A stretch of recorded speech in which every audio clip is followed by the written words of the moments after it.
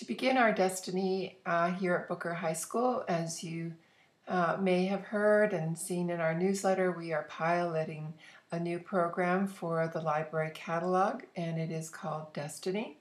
We're very fortunate to have this opportunity, and I have to tell you, it's been a really exciting transition. We started piloting in December, and it was a pretty smooth transition, I have to say. Considering we are juggling two systems and being in a temporary location and all of those challenges, but it just sort of shows the strength of this program that it was a fairly smooth and easy transition. Teachers, you will be able to log into Destiny with your A number and the password that you use when you log into your computers. I'm going to then cover up that icon. If you don't have this icon right here on the left on your desktop and on your students' desktops, please let me know. That should be your one click to get to Destiny. Should you not have the icon and want to be trying this out, the web address is sarasota.follettdestiny.com. There's two L's and two T's in Follett, and it's all one word there. But hopefully you've got the icons and you'll be able to simply get there very quickly. Okay, so let's take a look at Follett Destiny and how it works. First of all, it's pretty basic on this page. This is the basic entry portal for Destiny. And like all library systems, you simply type in what it is you want to find by keyword, title, author, subject, or series. You can search our high school library or any of the high schools, middle schools. All the Sarasota County schools will be in Destiny when and if we adopt this new library program. Currently in Mandarin, we can access the other high school libraries and find books at their schools and do an interlibrary loan, which is very good. It's a very effective process. You can you can search by material type. You can look up award winners, which is a very great way to look for books that you want to be rigorous for your students. And you can also search by Lexile, and when you click on that, you will get some options of Lexile numbers that you would like to use, and there are some other codes that you can use as well when you are searching, which is very useful for your search. Okay, so this is the basic page. You can do a power search, which if you are remembering the good old days perhaps when you were in college, learning how to do a Boolean search, which is simply a method to narrow down a search when you are looking up a very broad topic. Then you have the option to add other search descriptors and to narrow down what you need to look for. And you can also narrow down by material type, by publication year, by call number. Again, the award winners and Lexile levels are showing up here. The nice thing about this search is that you can also include your online resources. When I click on that, the online resources will come up, and you can define which ones. You can clear this list and just click on the ones that you will find useful, or you can use all of these sources if you would like. And that's very helpful because we have a very powerful database. You can see on the left here that you can search in Spanish, which is very useful for our new students who would like to make use of the library and perhaps are having language issues or just beginning to learn English. So that's very, very helpful. We will have a more developed standard search. The Common Core standards are already in place, but they will be very nicely integrated with our collection and with the online database, so you can look for materials according to the standards that you are trying to meet. That's going to be very exciting. The resource lists are simply the ability to collect the resources that you are using for your project. And I'm going to now sign myself in because this is going to allow me to show you even more of what is available with Destiny.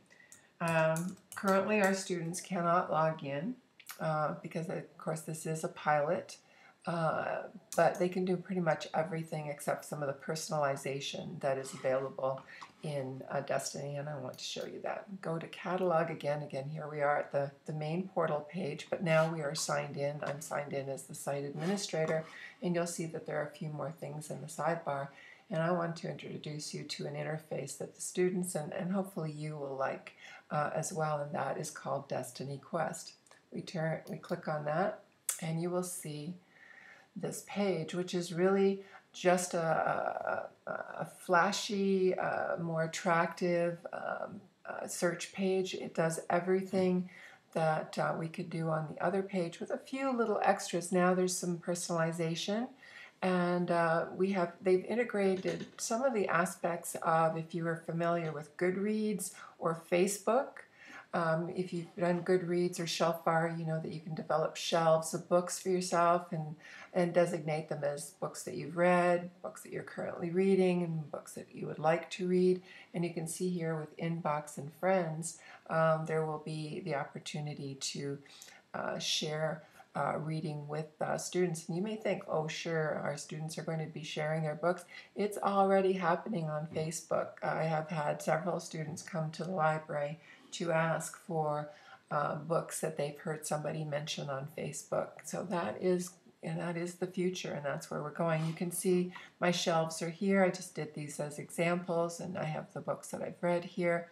When I'm searching for books and I see something that I'm interested in, I can create a personal list, and I'm just going to type in title of a book as an example. Very popular book with the students is 13 Reasons Why, and it will come up here. And you can see when I look here, it will tell me that the book that I just searched is in the library currently.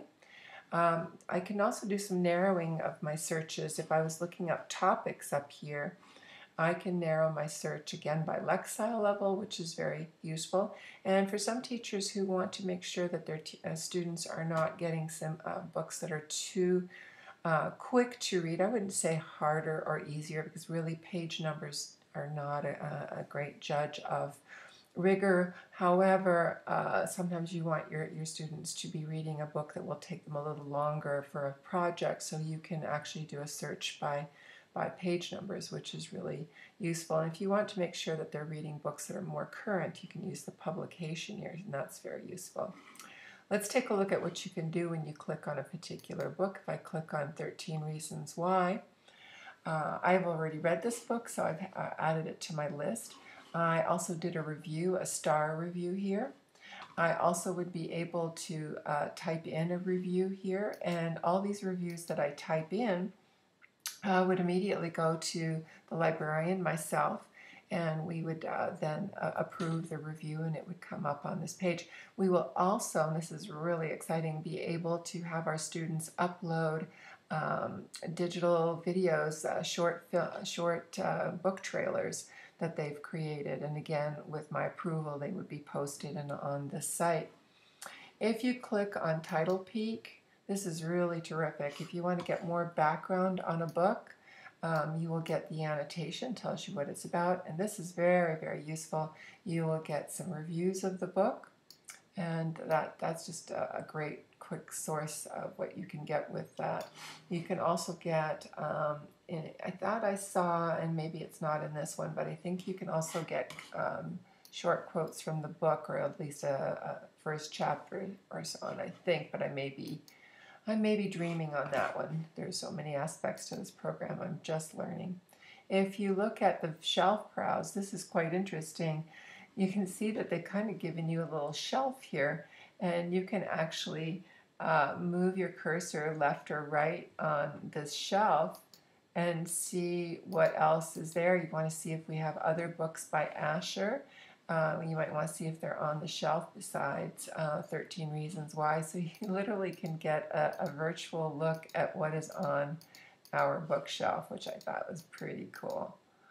So just a lot of things that, as you are probably learning when you get into digital, is that there's just so many layers of depth that you can, the more you experience this site, the more you can have it work and do great things for what you need in your classroom. I love as a librarian this aspect right here, but I'm constantly having students come in having read a book they actually loved and they said, oh, I want another book just like this. And here you go, you may also like, and that's just a wonderful thing to have. We can do one search here. If I had typed in Holocaust, for example, and let's take 13 Reasons Why out of there. If I'm doing some research, I can look up whatever books that we have in our library. We have quite a few, 147 books that are related to Holocaust. But then again, I might want to narrow my search. It may not be just any Holocaust. I might want to be more specific. And again, we can tie into our database, which is absolutely wonderful. You can narrow this database if you just want the encyclopedias or just the Gale databases. And when I scroll down, you can see the results. Under our virtual reference library, we have 1,377 hits, Discovery Channel, World Book, Merriam-Webster, Gale. Again, the other Gale databases that we have are Opposing Viewpoints, World History and Context. Well, you can see there 41,883 hits. So you can see that the Holocaust needs to probably have a narrower search in this situation. But boy, you can see we have a lot of resources at our fingertips. What's really exciting is that all of this is available at home. For you teachers and for your students, this will be available from home. They can actually access this from home right now. They just need the link to get to the site, and in a few minutes I'll tell you about another aspect that makes this whole program very exciting. Let me go to Quest Home, and I want to show you, again, when I'm on the home page, I will get the top 10 books. This is according to what the students are signing out here in our library, which is wonderful. And this is where students can keep their resource list. If they've been collecting resources in all those searches that we've done and they clicked on things and wanted to save them, this would be their resource list. We just had a book order, our first book order come in, and all those books are added on the new arrivals list here, and they can also look them up and get more information on those books, and they can add them to their list and say, oh, I want to read this book and can add that to my list. So that's a wonderful resource.